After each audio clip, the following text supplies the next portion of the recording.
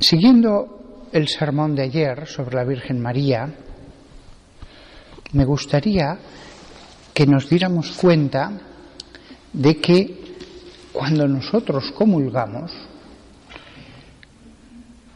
Jesús está en nuestro interior exactamente lo mismo que estaba en el seno de la Virgen María, sustancialmente de forma igual, sustancialmente. Es cierto que la Virgen María tenía a Jesús porque se había encarnado en ella, mientras que el que comulga no. Pero la encarnación al final lo que había producido es que el cuerpo de Jesús estuviera dentro de su propio cuerpo. Nosotros, al comulgar, podemos vivir exactamente ese misterio. El misterio de tener a Jesús corporalmente dentro de nosotros. Fijaos cuán parecido es a la encarnación. Todos los días, por un poco. Y incluso podemos prolongarlo, eso.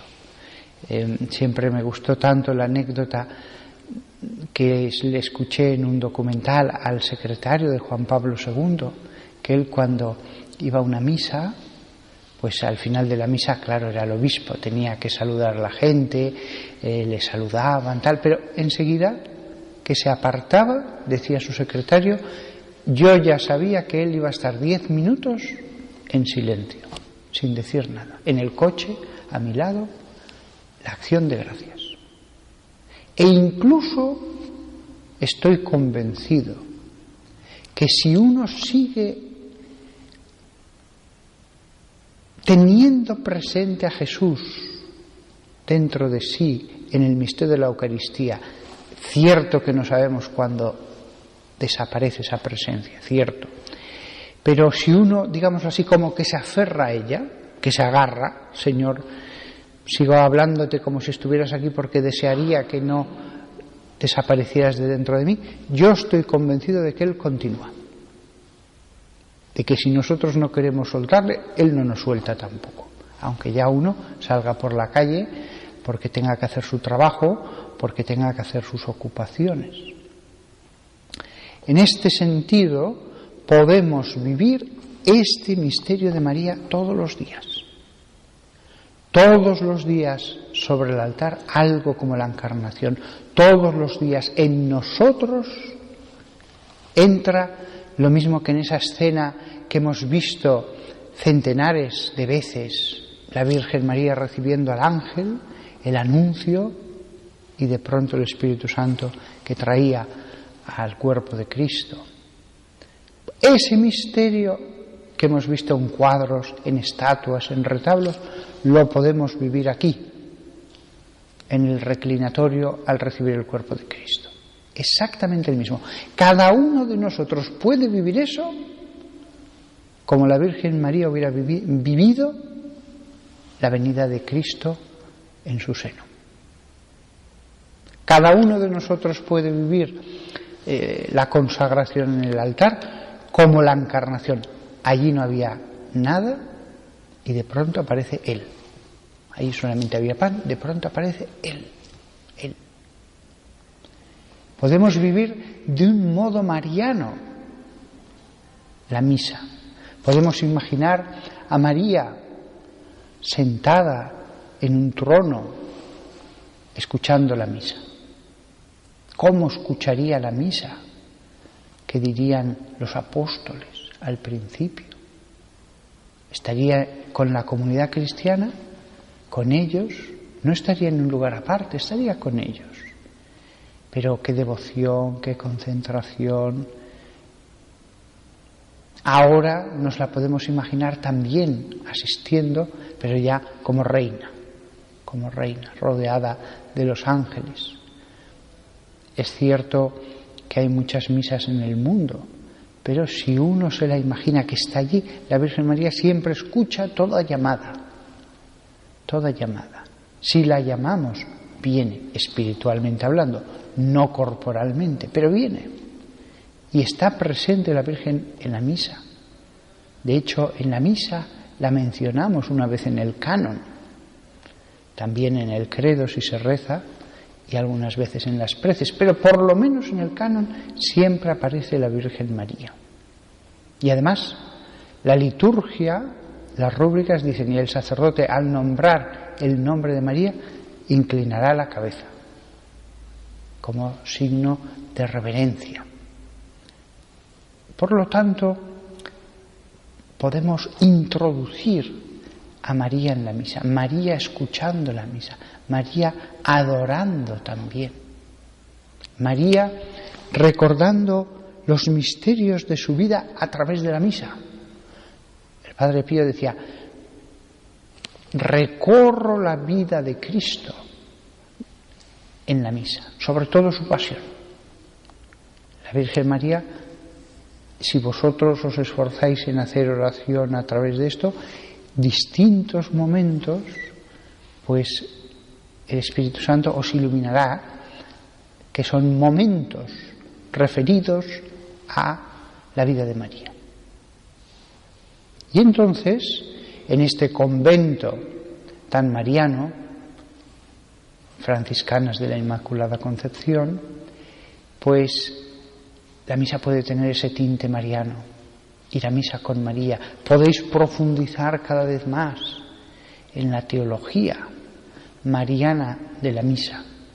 El Espíritu Santo os dirá cosas que ni a mí mismo se me han ocurrido. Os las dirá no con una revelación que se oye con palabras, sino de pronto se os ocurrirá algo. Hacéis oración y de pronto las ideas vienen.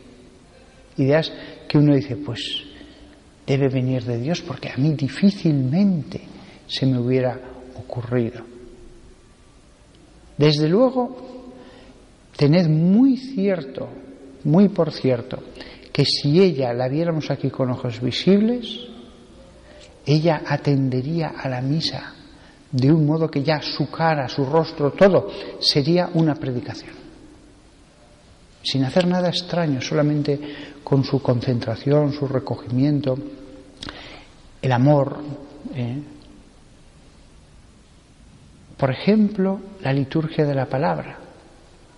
Pues aunque fue otra María, María Magdalena, pero decía el Evangelio que María estaba a sus pies escuchando a su maestro. Pues en la liturgia de la palabra, incluso María es como si estuviera a sus pies mientras estaba en vida, es como si estuviera a sus pies escuchando qué salía de la boca de Jesús.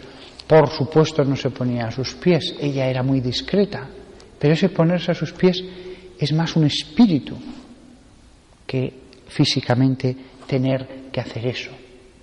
El espíritu de me pongo lo más cerca posible, quiero atender a todo, quiero escucharle del modo más reverentemente posible.